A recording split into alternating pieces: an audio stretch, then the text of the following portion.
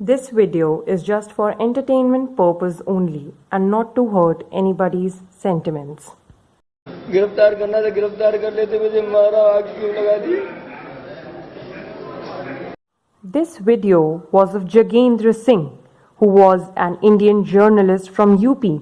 He was allegedly set on fire by local policemen just for reporting the reality. You hear news, you read newspaper, and you think everything is okay.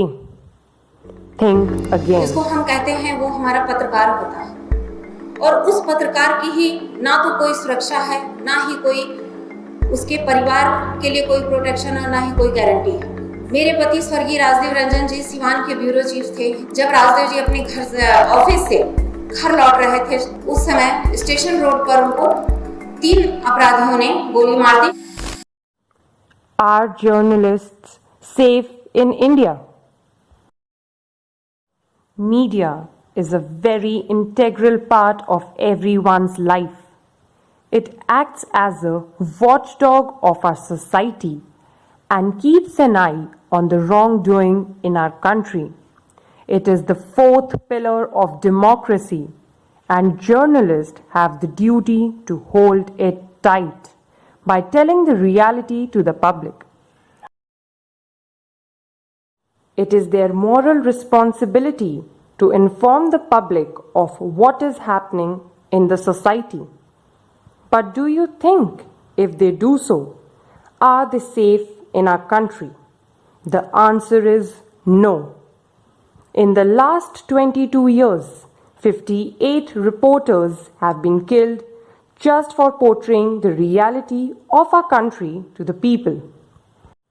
All these journalists, be it Gauri Lankesh, Adhir Rai, Jagendra Singh, and many more, they all had to lose their life just because they were doing their duty.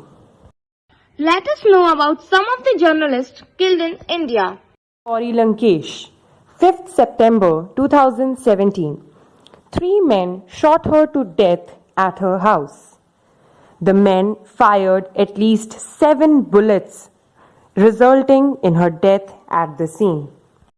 Shujat Bukhari was murdered on 14th June in Jammu and Kashmir by 3 gunmen.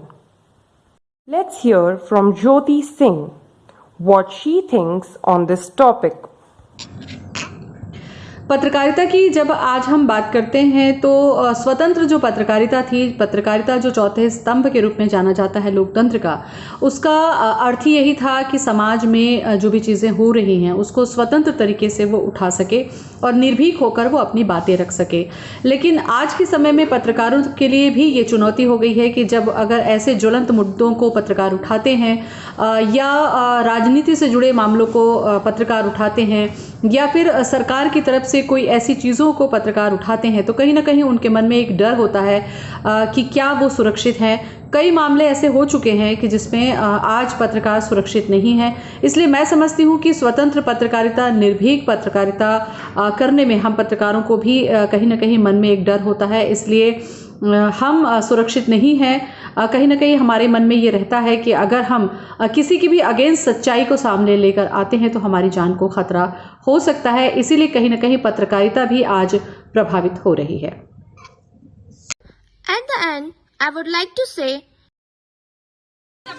Sadhvi Pragya जी नमस्कार, मैं अर्नब बोल रहा हूँ। साध्वी प्रज्ञा जी नमस्कार, मैं अर्नब बोल रहा हूँ। आपकी बड़ी जीत के लिए आपको बधाई हो। हरिओम हरिओम, आपको बधाई हो। आप अपने दर्शकों को क्या कहना चाहेंगे देश भर में? मैं यही कहना चाहती हूँ कि पहले तो सबको बहुत बहुत आभार, सबका बहुत। तो इसी आईसीयू में डॉक्टर हर्षवर्धन हैं और अंदर किसी को जाने की इजाज़त नहीं है, मीडिया तो बिल्कुल अलाउ नहीं है। लेकिन आईसीयू की स्थिति क्या है देखिए, ये आईसीयू है, ये आईसीयू है और भारतीय जनता पार्टी के नेता भी हैं, सांसद भी हैं। और आप देखिए मीडिया जहां अलाउ नहीं है वहां नेताजी की जरा पहुंच देख लीजिए। ये नेताजी हैं और देख लीजिए यहां से अंदर जो जाता है वो चप्पल पहन के, लेकिन नेताजी बजाबता एकदम बंडी और जूता पहन के यहां तक पहुंचे हैं। कौन पार्टी के नेता हैं आप?